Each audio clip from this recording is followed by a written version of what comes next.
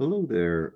This video is for section 11.8, where I'm going to show you how to find power series and the interval values that the power series converges on. So let's first of all define what a power series is.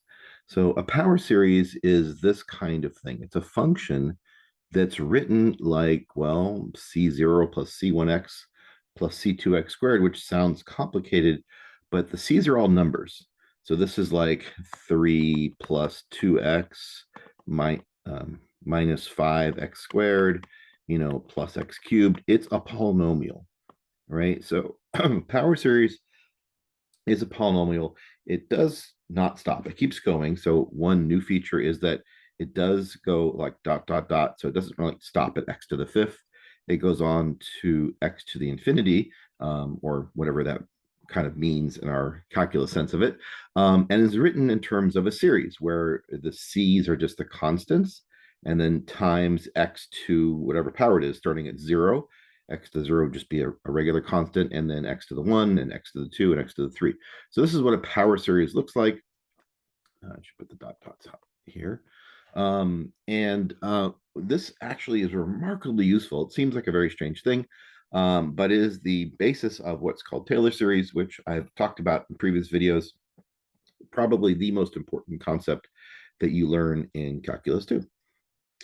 Okay, so let's spend our time for 11.8 just getting used to power series and how they can be defined. And then we'll do that in preparation for next section where we'll start talking about that thing called Taylor series. Okay, so in this function, f of x, just to remind you, x is the input variable, f of x is the output variable, like you would assume.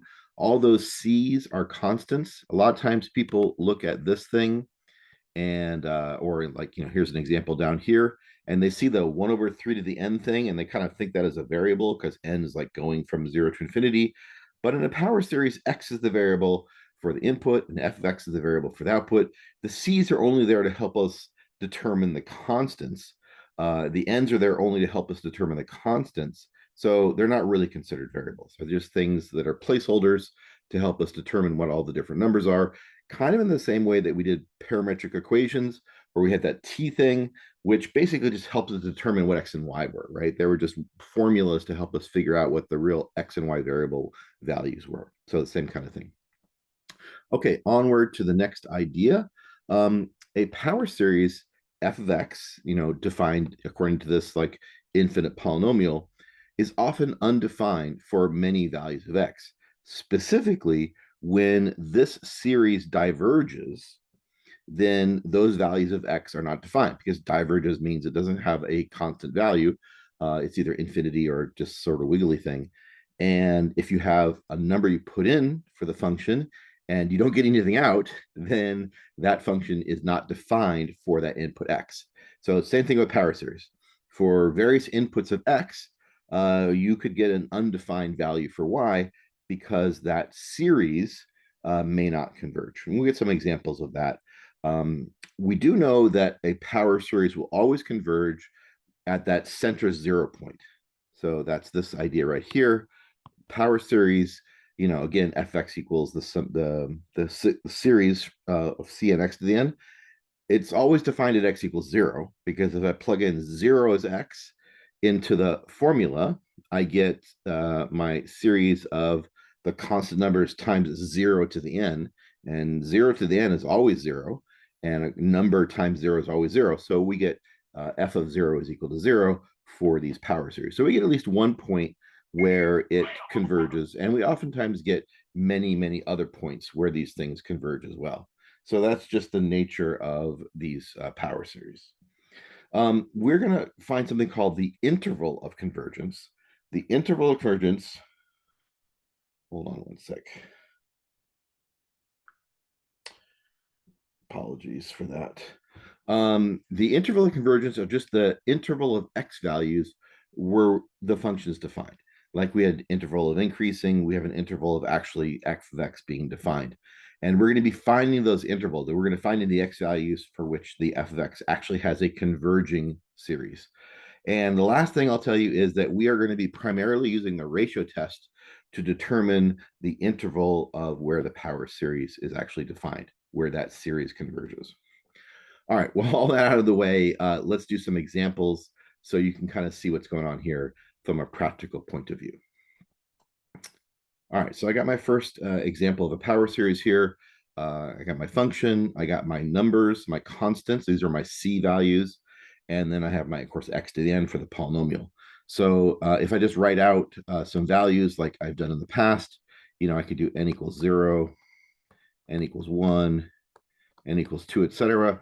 When I put in 0, I get 1 over 3 to the 0, which is 1. I'll just write it as a fraction, I guess. 1 over 1 times x to the 0 is just 1. So it's just 1 over 1. I guess I'll say times 1 so people know I did some calculation there. So 1 over 1 times 1 is for n equals 0. For n equals 1, I get 1 over 3 to the 1 times x to the 1. And then for n equals 2, I get 1 over 3 squared, which is 1 over 9, x squared. And you might start to see the pattern.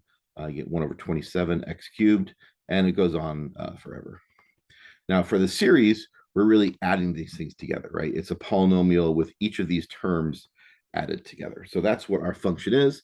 It's this polynomial of 1 plus 1/3 x plus 1/9 x squared plus 1/27 x cubed, and so on. And we want to know where this thing converges. And as I mentioned before, we're going to use the ratio test. The ratio test, just to remind you, is a limit of a ratio of two sequences. We take the sequence as it is, and that's an, and we put that on the bottom part of the ratio. And on the top part, we write an plus 1, which is the n plus 1th element of the sequence. And we're going to take this limit. We know that this thing converges when it's less than 1. So that whenever that thing is less than 1, it means that the series an converges. And we know when it's greater than 1, that's supposed to say greater than sign, greater than 1 means that the series diverges. And equals to 1 means we're not really sure.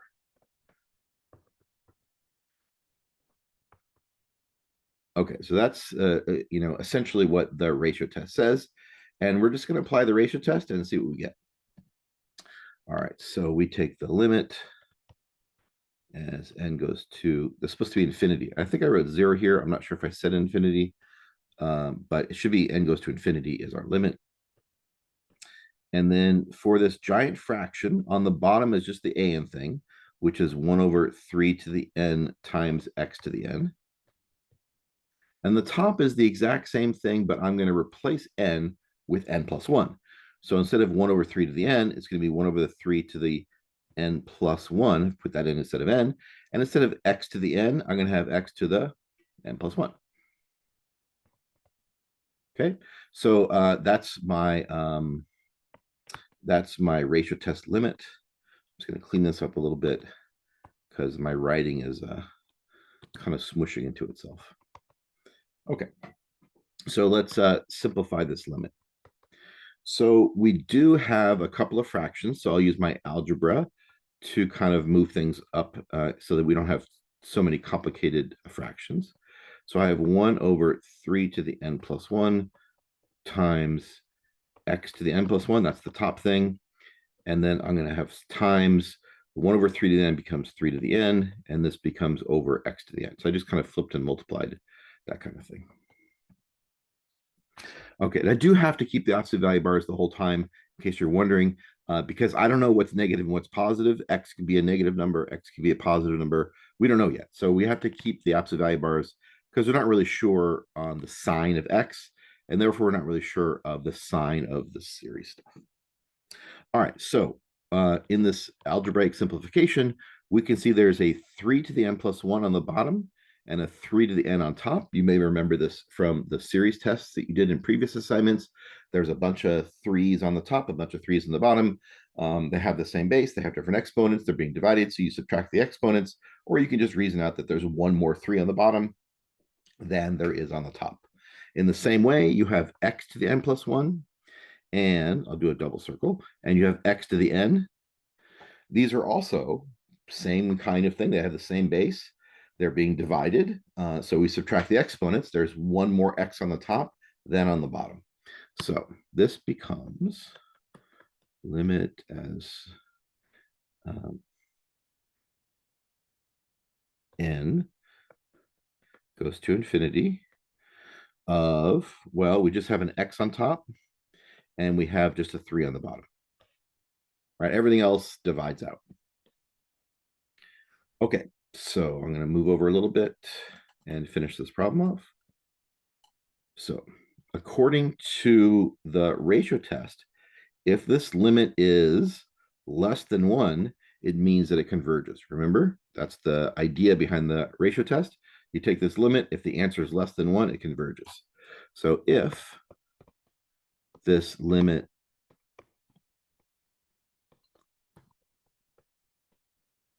is less than 1, then our original series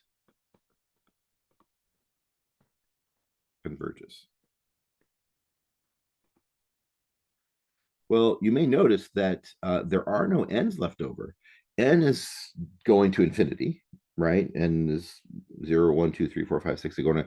But if you look inside this little like formula here, it's x over 3, not n over 3. It's x over 3. X has nothing to do with n. X is a variable. N is just some other counting constant that we're using. So the limit as n goes to infinity of x over 3 is just x over 3. It doesn't change depending on what x is, depending on what n is. So this is just x over 3 is less than 1. So we have to remember how to solve an absolute value inequality. And when we solve this thing, we'll know exactly where the series converges, and therefore we'll know exactly which values of x that this function is actually defined on. There are different ways of solving absolute value inequalities. My go-to method when I'm explaining this to students is just look at this one. The absolute value is either going to be positive or negative. So this is going to either be positive 1 or negative 1, or actually has to be smaller than positive 1 or a smaller negative number than negative 1. So we can rewrite this thing as x over 3 is between negative 1 and 1. So you can just take that number over there, 1, and just smush the thing inside the absolute value bars between the positive and negative values of that number. So it's always going to be 1 for the ratio test. So you're always going to smush our limit thing between negative 1 and 1.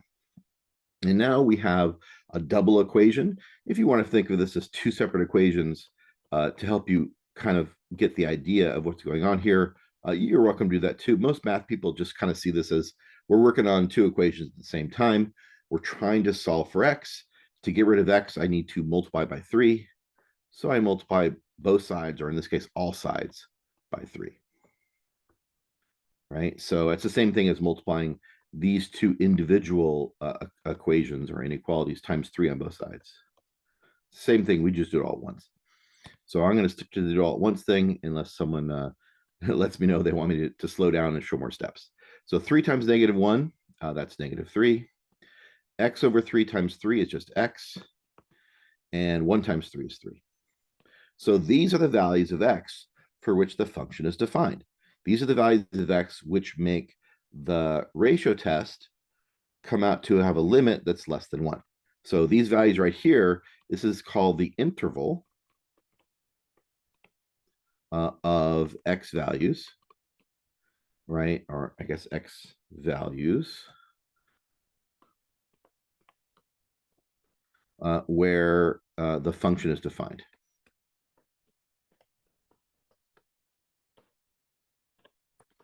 It's specifically the x values for which the series converges. And so converges means it equals a number. So those are the x values that give you a number. When you put in a number between negative 3 and 3, you get a number out. So that's sort of the interval of convergence. We know that if you're outside of this range between negative 3 and 3, if you're at 4, whoops, where's my lesson sign here? Sorry about that. If you're at 4 or 5, then you're not going to be less than 1. It's going to diverge because the ratio test will be greater than 1. So between negative 3 and 3 are the places in which the ratio is less than 1 and means that it converges. Now, we do have to do one little thing here extra. remember, the ratio test says that if the ratio is equal to 1, you're not sure, right? Those are when you get equals to 1 instead of less than 1. For that, the ratio test doesn't tell us one way or the other. So we do have to do a little bit of extra work to see what happens if it's equal to 1. So if it's equal to the endpoints, in other words, if it's equal to -3 and +3, what about the endpoints? What about the endpoints of our interval? The interval being -3 to 3. Well, the endpoints are x equals 3 and x equals -3. Those are the two endpoints. So our series, just to remind you, is 1 over 3 to the n, x to the n. So that's our series. So all we do is we just plug in these values of x into this series, and we individually, I said -3, but I did not write -3. Okay, so let me try that one more time. -3. There we go. So we're going to take the endpoint values 3 and -3 and just plug them into the equation and see if we get a converging series or not. So for 3, we get the series of 1 over 3 to the n times 3 to the n. And you're going to see those are going to divide out right away. And the other one, we get the series of 1 over 3 to the n times -3 to the n. And I'll show you how to simplify that in a second. So we just have to figure out these two specific examples. And based on all the other stuff in this chapter, you're getting pretty good at determining whether an individual series converges or not. All right, so I'll just put a little bar down here so I can keep track of these two things. So this one here on the left, the 3 to the n and the 3 to the n are identical. So they will divide out or cancel, as a lot of people say. And then we have a series of n equals 0 to infinity of 1. So does a series from n equals 0 to infinity of 1 converge or diverge? It's 1 plus 1 plus 1 plus 1 plus 1. This diverges. And we could say it's by the divergence test if you want to have a specific justification. So that endpoint at +3 is not included because the series diverges, which means the value at 3 is not defined. What about at -3? The other endpoint we had over here on the right-hand side with a -3 to the power of n. I'm going to rewrite this in a way that maybe is easier to understand. So I'll write this as -1 to the n and 3 to the n. I lost, or I rewrite this, sorry. Just got to rewrite it so it's clear for people who are looking at this. This is 1 over 3 to the n. And then, of course, I wrote it totally wrong down here. This is 1 over 3 to the n. All right, so -3 to the n is literally -1 times 3 to the n. So I just separated them into -1 to the n times 3 to the n. We got our 3 to the n and 3 to the n dividing out. And so I have here the series of -1 to the n, which is an alternating series, but the alternating series never goes to 0. So this diverges again by the divergence test. So the two endpoint values, 3 and -3, neither of them are defined. So our interval of convergence is strictly between -3 and 3, and there's nothing else to test. So that would be our answer for this question. So what is the interval of convergence? Well, for this problem, the interval of convergence, which is the same as the values of x for which the function is defined, is -3 to 3. So all the values of x between -3 and 3 are defined for this function, and all the values that are not between -3 and 3, including 3 and -3 themselves, are not defined because they don't give an answer when you plug it into this function. And that's the gist of all of these problems in this section in 11.8. We're just sort of trying to find out which x values make this function defined by trying to find out which x values make this series converge. And I just have a bunch of examples on that.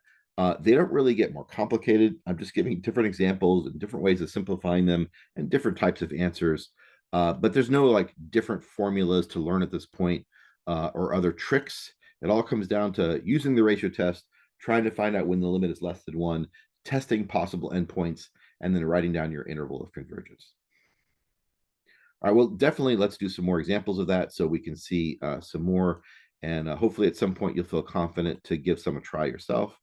And of course, you can double check with my answers as I write them out here on the video. Okay, so next question, we have this lovely series. The numbers in front of the x to the n are the n, 2n factorial, 2n plus 1 factorial, whole bunch of stuff I have to use to find out like a value. Like I can stick in, for example, n equals 2. I mean, I could do n equals 0, n equals 1, n equals 2 if I wanted to. But I'll give you an example of 2. It would be 2 times n, which is 4 factorial, over 2n plus 1, which is 5 factorial, and then times x to the 2. So that's what these things look like. You have some number in front times x to the 2. By the way, I will mention as an aside, when you do your homework, these problems won't look exactly like this. Math people, for whatever reason, they smush the number part and the x part together. So if this problem were written in your homework, it would look like this. It would be n 2n factorial x to the n all divided by 2n plus 1 factorial. They would not like put the x to the n on the side. They just smush it all on the top because, I mean, algebraically, they're the same. You're multiplying by x to the n over 1. So the x to the n can just go in the top part of the fraction, and the bottom part stays the same because it's 1 times 2n plus 1 factorial. So that's what the problem will look like. The previous problem, if you're curious, up here, what this would look like would just be the sum from 0 to infinity, and they would write x to the n over 3 to the n. Again, they would just write one fraction instead of like the number part times the x part. So try to keep that in mind if you're getting confused about the way they write it. It's just a number part times an x part. Like any polynomial, have a number times x to a power, right? So it's the same thing. I'm going to start smushing them together in these lecture notes just so you get used to how that looks like. But I definitely wanted to mention that because that's what you'll be seeing on various homework and test problems. Okay, so we're basically just using the ratio test. So let's use the ratio test. And we do the limit an plus 1 over an. And we got to make sure this is less than 1. Right? Less than 1 means it converges. So we're just doing that limit to see when it's less than 1. So we got a bit of algebra to do. So brush up on your algebra skills. And this will become much, much easier. I actually need to make this a little bigger because those fractions are pretty big. Okay, so all right, so the bottom is always just an, which is just the original formula itself. So I have n 2n, the factorials on the outside, right? 2n factorials on the outside, 2n factorial, x to the n, and the bottom is 2n plus 1 factorial. Okay, and on the top, that's all an. So all the stuff on the bottom was just the an part. I just repeated the exact same formula down at the bottom in the an thing. Okay, on the top is the exact same thing, but with n plus 1. And I'm going to use a different color just to set it off a little bit. So instead of n, I have n plus 1. Instead of 2n, I'm going to get 2n plus 1. And that's all in parentheses factorial. And then it looks like I need more space here. And then I have x to the n plus 1. Remember, we're putting n plus 1 in place of n. On the bottom, instead of 2n plus 1 factorial, I have 2n plus 1 plus 1 factorial. Remember, this n thing turned into n plus 1. So instead of 2n, I have 2n plus 1. I still have the plus 1 before I close the parentheses and say it's a factorial. All right, so that's my big old mess. Oh, and by the way, I want this less to be 1. I'm going to just keep this aside for a second, so that way I can manage more space on the page here. So I'll put the less than 1 at the end. Okay, so I got this limit here. Again, I need to, this is a fraction. I need to simplify this algebraically. So I will keep the top part the way it is, n plus 1. I'll write this out. 2n plus 1 is 2n plus 2, right? So if you just multiply out, you get 2n plus 2 factorial x to the n plus 1. On the bottom, I have 2n plus 1, which again is 2n plus 2, but I have a plus 1. So that's going to be 2n plus 3, 2n plus 2 plus 1, factorial. And then the bottom guy is just going to get flipped and multiplied. And so what's that going to look like? Well, instead of 2n plus 1 factorial on the bottom, it'll be 2n plus 1 factorial on the top. And instead of the 2n stuff, I'll write that on the bottom.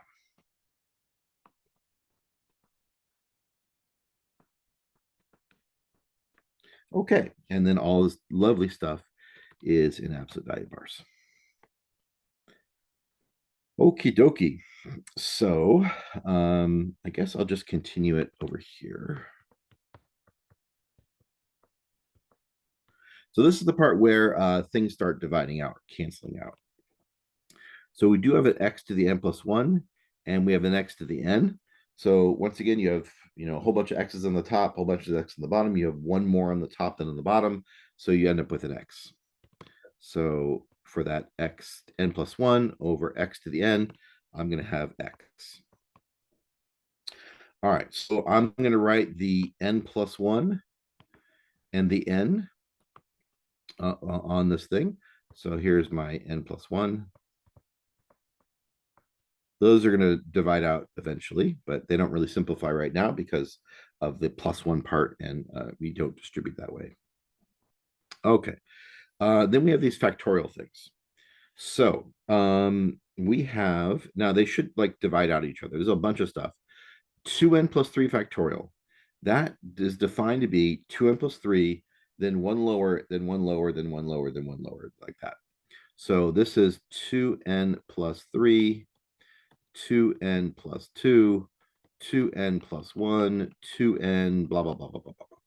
And if I look at the other version at the top, this is 2n plus 1, 2n, because remember, I'm subtracting 1 each time. So 2n plus 1, 1 less is just 2n, and then it just keeps going down, blah, blah, blah, blah, blah. Down to 3 times 2 times 1.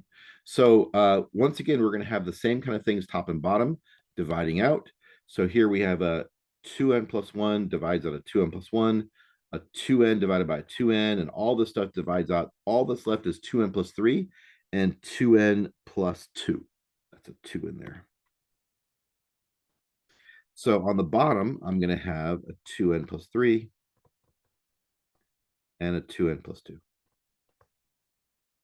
And similarly, we'll do the 2n plus 2 factor over the 2n. You might have an idea what that looks like, but I'll remind you, 2n plus 2 factorial, this guy right here, that's just going to be 2n plus 2, and then 1 less than that, which is 2n plus 1, and then 1 less than that, and then 1 less than that, etc. And 2n factorial, that one's just going to be 2n, 1 less than that, 1 less than that, etc. And once again, you can see that most of the stuff is going to divide out.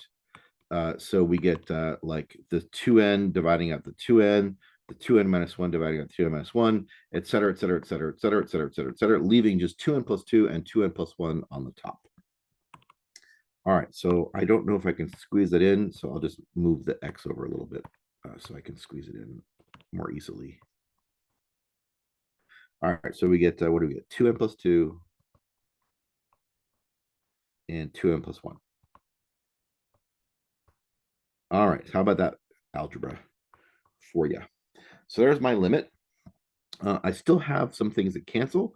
Specifically, I have a 2n plus 2 on the top and a 2n plus 2 on the bottom. So my limit now is n plus 1 on the top, 2n plus 1 on the top, x on the top,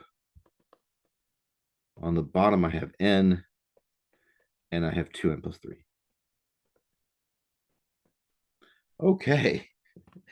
Uh, just a bunch of algebra. I mean, it's supposedly a lot of work. I mean, it's definitely a lot of writing and a lot of steps, but honestly, it's just algebra, right? So as long as you're okay with algebra and just kind of slow down and just keep track of all the n's and pluses and minuses and stuff, you'll do fine. You'll do fine. So I'm still doing a limit. The n is the thing that's moving. The n is the thing going to infinity. So I have to focus on the n things. X doesn't care. X is just a total variable different than anything n has to do with. So I just need to be focusing on the n things. I'm going to multiply these out. So I get 2n squared. So n times 2n. And then you got the interior. It's like the foiling method. So you're going to get n times 1. And this is 1 here. Yeah, n plus 1 times 2n plus 1. So you get 2n squared, you get n times 1, 1 plus 2n, so you get 3n, and you get 1 times 1, this is 1. And then we have this times x over here. And then on the bottom, we have n times 2n plus 3, which is 2n squared plus 3, like that. And if we focus on this thing, again, we've done many problems like this. You can use L'Hopital's rule and differentiate the top and the bottom because the limit to the top is going to infinity, the limit to the bottom is going to infinity. You can also just like divide by the highest power of n, or you can use the idea that if it's a polynomial divided by the polynomial, it's going to be the ratio of the highest powers if they're the same. So it's going to be 2 over 2 or 1. So this limit, I'm not going to do all the steps out again. If you do want me to do the steps, I'm very happy to do them. But at this point, I'm just going to leave them to be thought about or done by yourself, or just believe me that this end part, this stuff here, I'll put it in red, the stuff involving the ends goes to 2 over 2, right? Or just 1. I'll just put 2 over 2 to leave kind of a paper trail. And then I will bring back my less than 1 kind of thing like here that I promised I would bring back. 2 over 2 is 1. So I get this thing, and there are no more ends anymore. Whoops, I shouldn't have written this limit thing. I did take the limit. When I took the limit, I got 2 over 2, and then times x is less than 1. So 2 over 2 is just 1. So this is just x is less than 1. All right, so for those values of x, for the absolute value to be less than 1, we know the function is defined because we know that the series converges. I'm just going to write the -1 x positive 1 thing like before. So this is our interval of x values for which it converges. We don't know the endpoints, so we have to test endpoints. Test endpoints. There are 2 endpoints. One of them is x equals 1. One of them is x equals -1. We literally just put those values into the function. So the function is over here. Whoops. Maybe I'll go back like this. The function is this guy, n, 2n factorial x to the n. We're putting in 1 and -1. So it's going to be either 1 to the n or -1 to the n. So I need to write down those 2 versions. Let's see if I can sneak it in over here.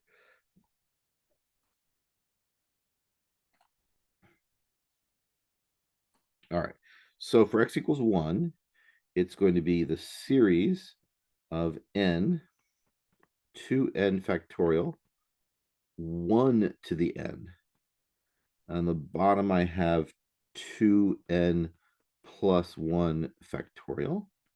And this is going from, I guess, 0 to infinity.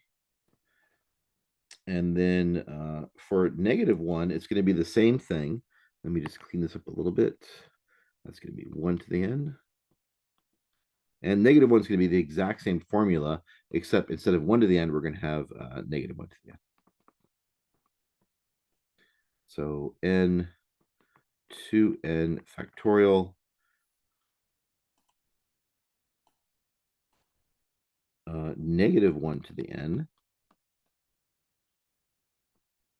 And then on the bottom, I have our 2n plus 1 factorial. The one on the left is a non-alternating series. The one on the right is an alternating series because of the whole -1 to the n thing. So the one on the right, we're just going to use the alternating series test to see that the limit goes to 0. and that's decreasing and alternating. Therefore, we know it converges.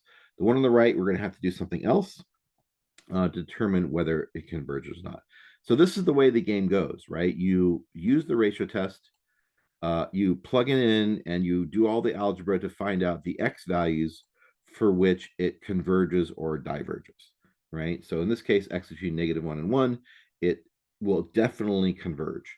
And then for x equals 1 and x equals -1, those separate endpoints you need to test. You need to test whether those things converge or they diverge, right? And then you can do that just by using your normal convergence tests. Now, I'm going to tell you the ratio test will not work with these guys. So whatever you do, don't use the ratio test on testing the endpoints. Why? Because we already know that the limit's equal to 1. That's why we're testing these, is because those are the places where the limit's equal to 1. So we're going to have to use some other tricks, some algebra tricks, or we're going to have to use some alternating series tests, for example, to determine the endpoints. I'm not going to do endpoints in this video because they are exactly the same as we have done before in previous sections in chapter 11. So you just have to test each one of these individually using a comparison test or geometric series test or divergence test or alternating series test. We're just going back to the same stuff that we've done before, testing specific series that arose from the two endpoints that we'd like to test. So if I remember correctly, I think one diverges and -1 converges. So you get like one endpoint being involved and one doesn't. Again, I just don't think it's a great use of video time to go through these again when we can just refer to the videos on the sections 11.1 through 11.7 on, testing all the specific series for convergence and divergence. So I'm kind of leave this with the endpoints not tested. So this is for this is left to the reader. I think that's the way they say it. Left. Oh, oops. Yeah, left to the reader or watcher to determine. Because I just don't want this video to be another hour-and-a-half video. Okay. So that's the method here. We're going to be using the ratio test, finding out our interval of convergence, and then testing the endpoints, which kind of means you test the endpoints if you'd like to do extra practice on testing convergence of series. Okay, so those are my first two examples. I do have a few more examples. As I said, they don't really change much. You, as a student, may see that the second example here is different than the first example because, we had a lot more factorials and stuff and a lot more algebra that we had to reduce, which definitely is true. But if you look at the strategy and the steps of the solution are the same. We take the series, we take the limit of an plus 1 over an, and we set it less than 1 to find out when it converges using the ratio test. We use a bunch of algebra to simplify the thing and find the limit, and then you let x be between two numbers, and that's your interval of convergence, and then you test each of those endpoint values as separate series to see if we fill in the endpoint values or not. So that's a strategy that I just outlined that's going to be true for every problem in the section where you're trying to find the interval of convergence for a power series. All right, so I think I had like 5 more examples for you. So we'll just do some more examples so you can kind of see things and not come across a homework problem where you say, I didn't see that kind of thing before. So we'll do a few more here. So x to the n over n, that's a series right there. I'm going to do the ratio test to find out the interval of convergence of this power series. Okay. So I have the an thing on the bottom. And I have the an plus 1 thing on the top.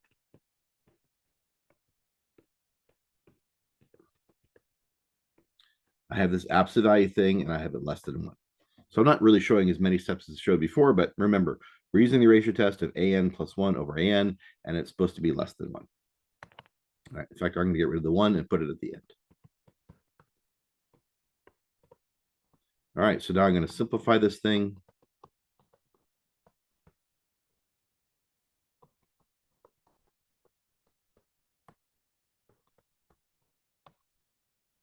I'm going to simplify this thing.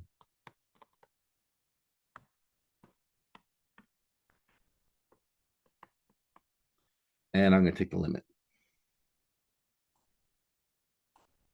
The limit of n plus 1 over n, again, you can use L'Hopital's rule, or you could just say it's a polynomial divided by a polynomial. Oh, I'm taking the limit now. So this is 1 over 1 times x, which has to be less than 1. So our interval is -1 to +1. And we need to test x equals 1, x equals -1 separately. I do believe on this one, x equals 1 does not check. It diverges, so we don't include x equals 1, but x equals -1 does converge. So -1 is in there. If I remember correctly, I think this one diverges and this one converges. So our interval would be -1 is less than or equal to x, but less than 1.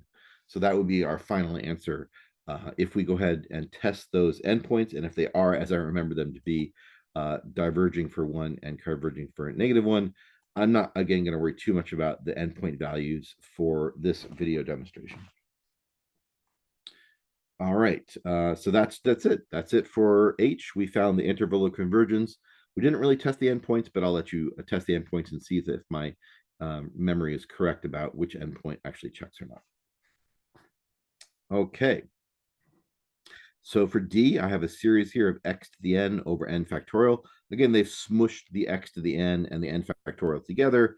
If you want, a lot of students, it all kind of blends together and you see a lot of letters and they all look like variables.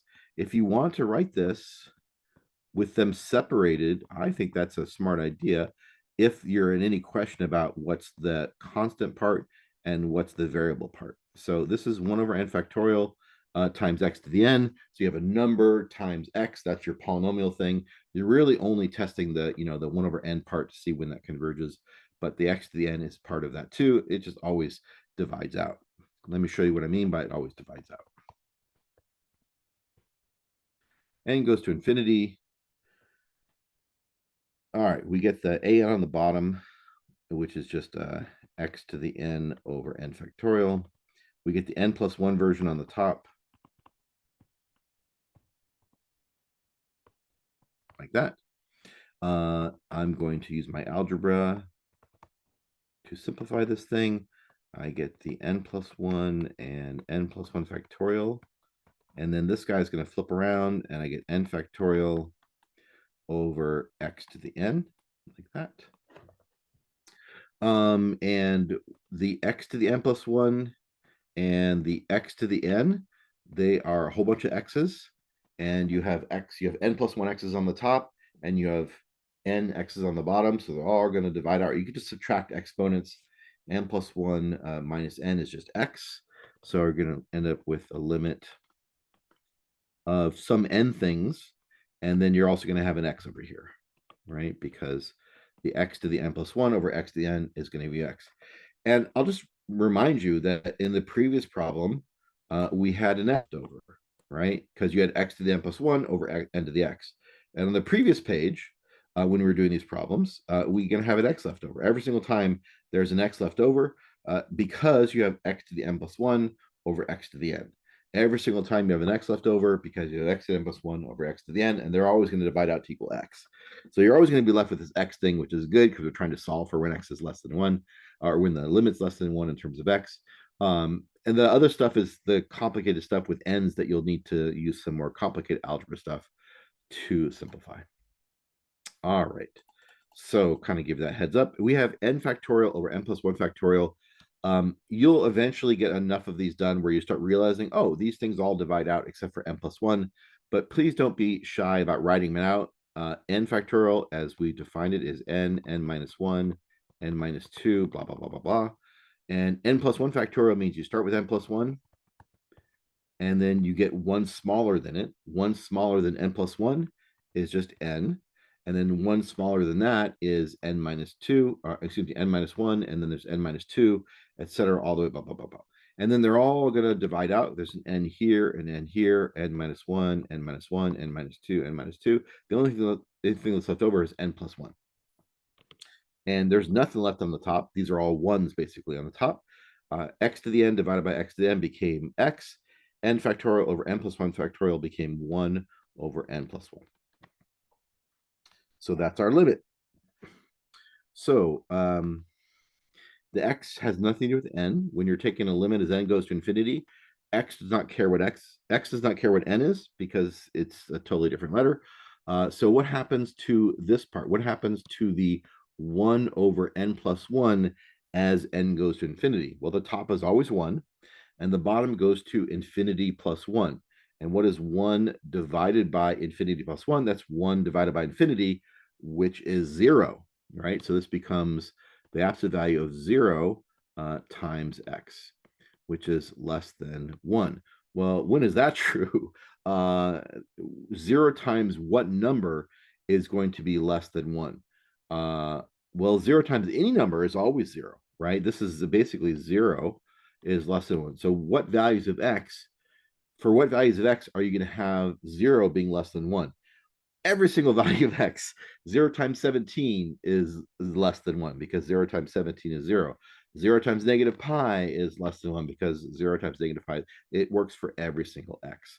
So here is a power series, this guy over here that we're doing, that every value of x is defined. It's defined on all possible values of x from a negative infinity to a positive infinity. Every single value of x is defined for all values. So our interval of convergence is all x values.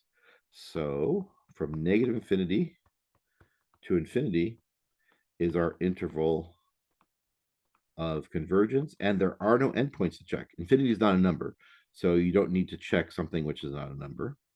So this one, we have no endpoints to check. It's just infinity to negative infinity is our interval of convergence. Okay. So now you've seen one where like all the x's and everything disappear, they all become 0. And the conclusion, logic conclusion, is that it converges for every value of x. So the function is defined for every value of x. All right, next up, we'll get the series, which is what I've called example E. So we do my lovely ratio test. N is on the bottom. N plus 1 is on the top.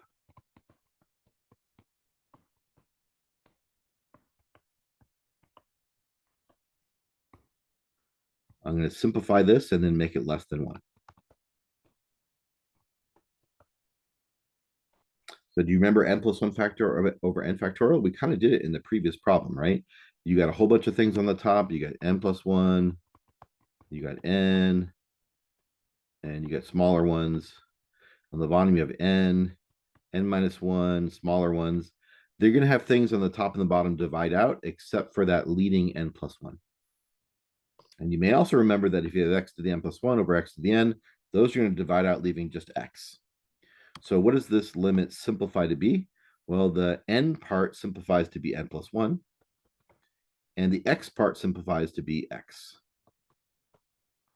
And everything in the bottom divided out. The n factorial divided out with the n plus 1 factorial, the x to the n divided out with the x plus 1. So we actually don't have a fraction anymore. We just have a limit as n goes to infinity of n plus 1 times x. So now we can take the limit. What happens as n goes to infinity? We have infinity plus 1 times x, right? We want this to be less than 1.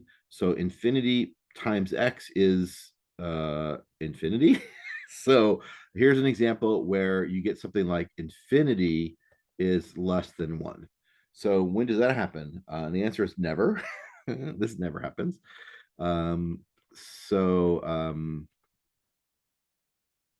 It seems like we have a power series here where it's never defined. It's never defined. However, it is always defined at x equals 0. So I'm going to put never in quotation marks because, and I'll just remind you, I'll go back to the original description I had over here. Zoom in a little bit so you can see my notes in the beginning. Because when I plug in 0 to my power series, I get 0 to the n, which is always 0. It's going to be defined at x equals 0. So that's your automatic. It's going to be defined at x equals 0.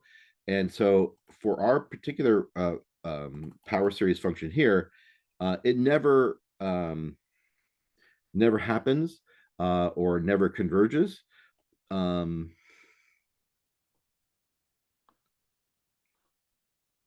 Is not exactly accurate, right? So the never part I put in quotation marks because it always converges at x equals 0. So the interval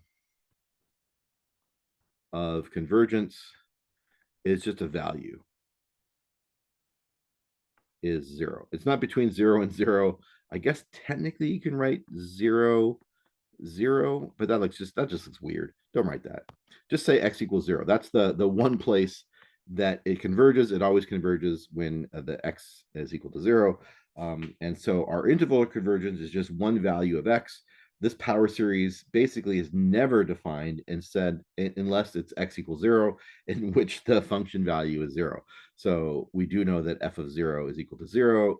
You don't have to write this. That's not part of the assignment, but I'll just put this in a note on the side here because we know this is true with all of these power series. Okay, so I showed you one in which the limit just explodes, and so we end up with basically no values of convergence except for the default x equals 0. I showed you one where basically the limit is so small, it's 0. It converges for every single value of x. That was negative infinity to infinity. So those are some edge cases. I threw some edge cases there so that you've seen those before in case those kind of things come up where the limit does a funky thing like becoming 0 or becoming infinity. All right, 2 more examples for our video today. So I have this crazy thing right here, and I have this square thing down here. So I mean, as I said before, I always invite people to pause and try these. So hopefully you're getting some confidence that you are able to do so. And then I'll show the solution for those returning or from those who still want to watch how I would approach these problems. All right, so we get n squared 2 to the n x minus 3 to the n over 5 to the n. On the top, we have the n plus 1 version. So I'm replacing n by n plus 1.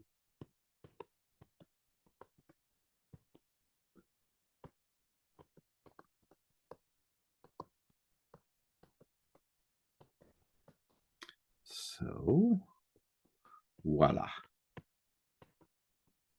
So I think I have correctly put n plus 1 in place of every single n.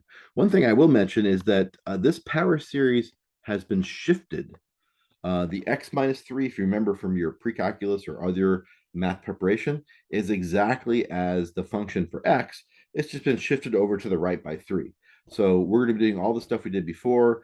Don't be scared of the minus 3. It just means that all your values of x are just shifted to the right by 3. That's what the x minus 3 does.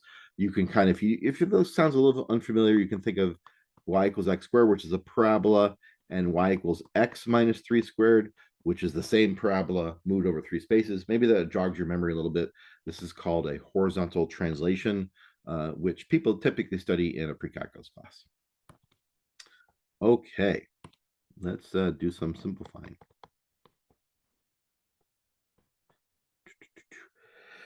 Okay, so I'm going to write n plus 1 factorial, or n plus 1 squared, 2 to the n plus 1, x minus 3 to the n plus 1, and 5 to the n plus 1. I will flip the other guy so that it's a multiplication instead of division. I think I need more space. Yep. So this is going to be 5 to the n, n squared, 2 to the n, x minus 3 to the n. Okay, so you have a 2 to the n plus 1 and a 2 to the n. So those are going to simplify. You have a 5 to the n plus 1 and a 5 to the n. Those are going to simplify.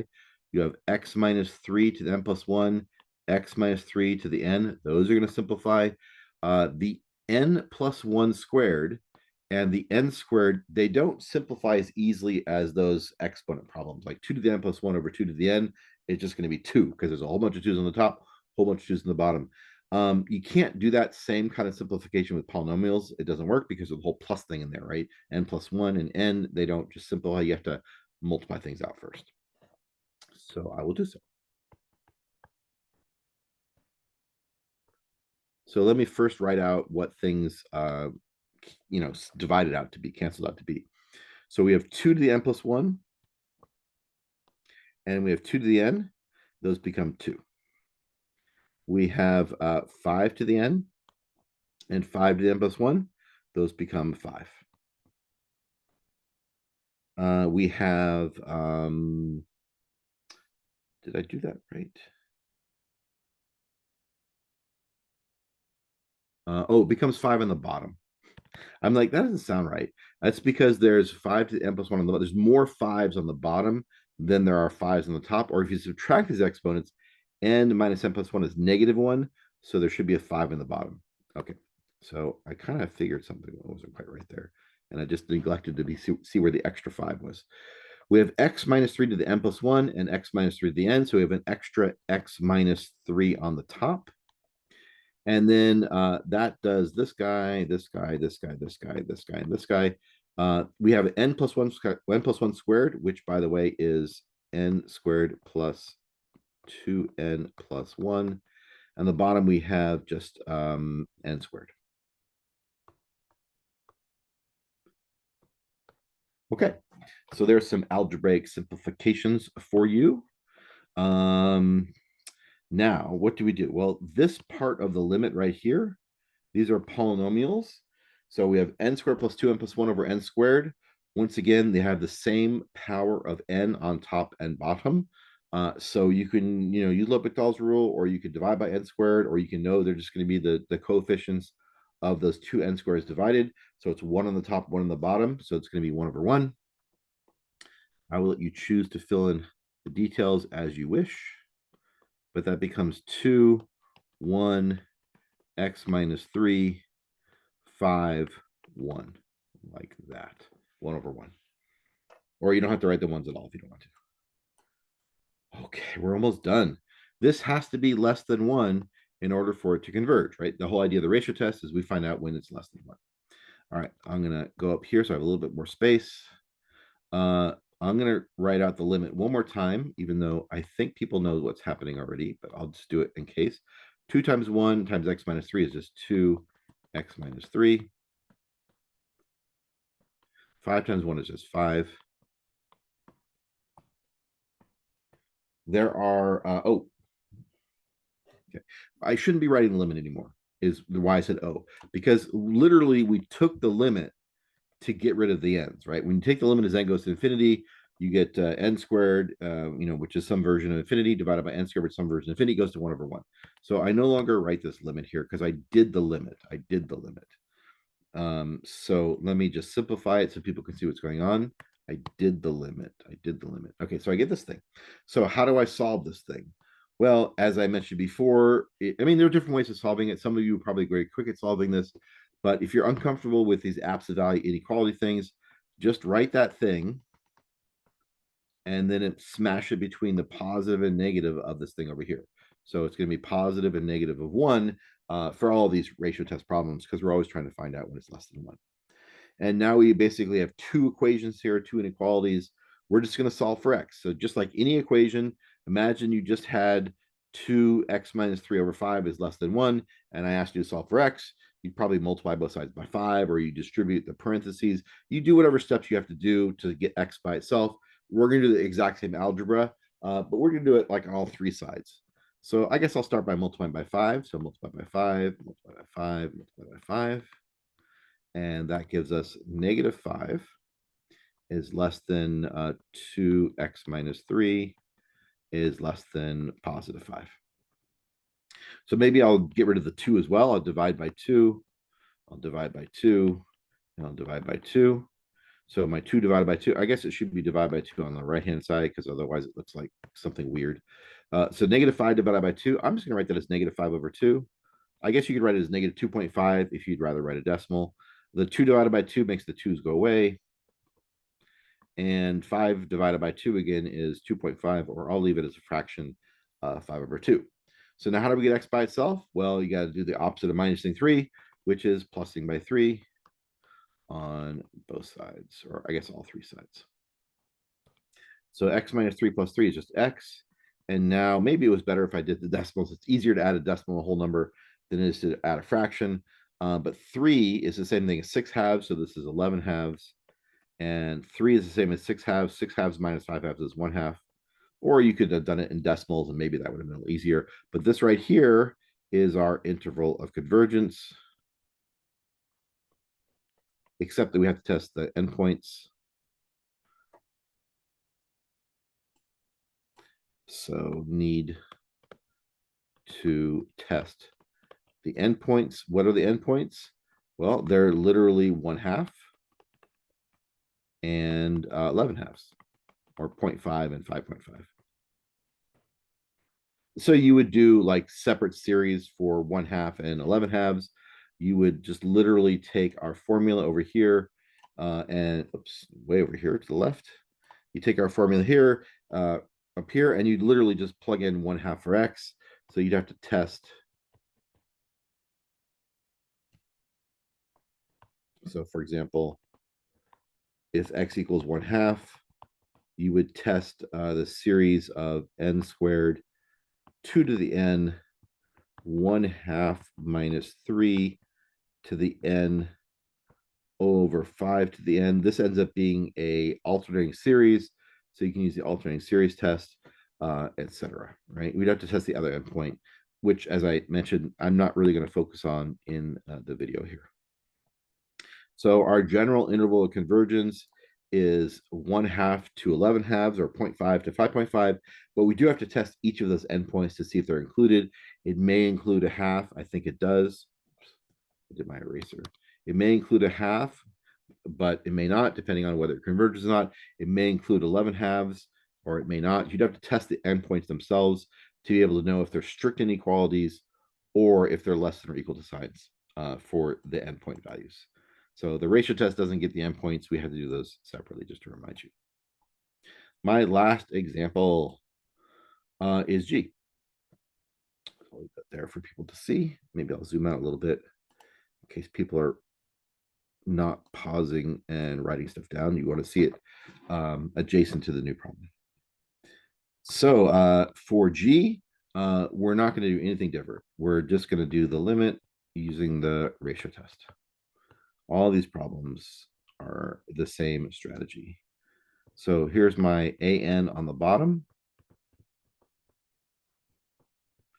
Here's my AN plus 1 on the top.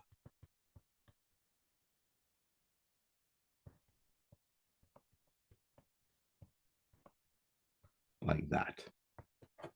So there's my AN thing on the bottom, my AN plus 1 thing on the top, and I take the limit of the absolute value of that ratio. All right, once again, we have the X things simplifying because we have N plus 1 on the top and on the bottom. This, again, has been a shifted one, so I showed you a couple shifted ones in case those come up. So we end up with X plus 1 on the top. And then we have square root N plus 1 over square root N. And I did this example because I think if you haven't done limits in a while, I know you did limits all throughout chapter 7 because a lot of the series tests are limits. But I want to show you one with square roots because there's a strategy with square roots that some students don't remember unless they've done limits of square roots recently. So I'm going to kind of show you that here in case you're wondering, what do I do with all these square root things? And the answer is you combine them together.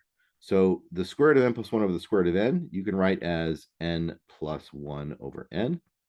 And we still have our x plus 1. We still have our absolute value bars. So you combine square roots together. It makes it way, way easier. limits are very well behaved. And so when we're taking a limit, we just take the limit of the inside stuff. We don't take the limit of the square root first and then do the inside stuff. We just do the limit. Oh, so this is going to be n plus 1 over n. We have a polynomial, n plus 1 on the top, polynomial n on the bottom. Choose your favorite method. The limit's going to be 1 over 1. So this is, I don't write the limit anymore because I just did it. It's going to be square root of 1 over 1 because like the limit as n goes to infinity of n plus 1 over n is just 1 over 1. I get my x plus 1. And I want this to be less than 1. Well, square root of 1 over 1 is square root of 1, which is just 1. So this is absolute value of 1 times x plus 1, which is just x plus 1, is less than 1. So that's going to determine our interval of convergence. So how do we get the interval of convergence? Well, we're just going to smush this inside thing between positive 1 and negative 1.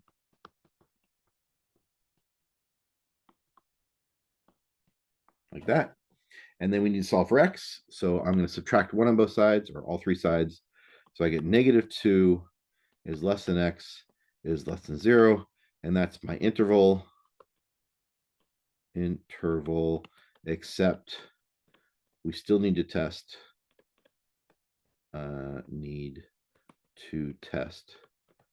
separately the endpoints, which is the 0 and the negative 2. Those are the two endpoints we need to test. And we would test them by literally plugging in those numbers for x into the original function to see if the resulting series converge or not. So we would take this original thing right here, plug in x equals 0, see if it converges, plug in x equals negative 2, see if it converges. I don't think it converges for either one, but I don't remember. My memory is not great on the endpoints for any of these problems, but it's a great thing if you want to practice some more convergence and divergence of series to practice this one as well, to see if we include the endpoints or not.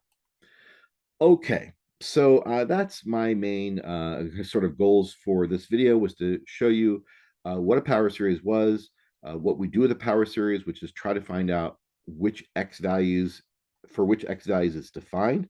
And the way we find out which values is defined is by using the ratio test. When that series converges, that means the x values are defined. When the series diverges, it means the f function is not defined for those x values, and that gives us an interval of convergence. Okay, so again, I hope you found this video helpful, and you will reach out if you have any questions or anything I can help you with related to this or anything else related to your math studies this semester. I hope you have a very enjoyable day, and perhaps I'll see you in Zoom or on the next video.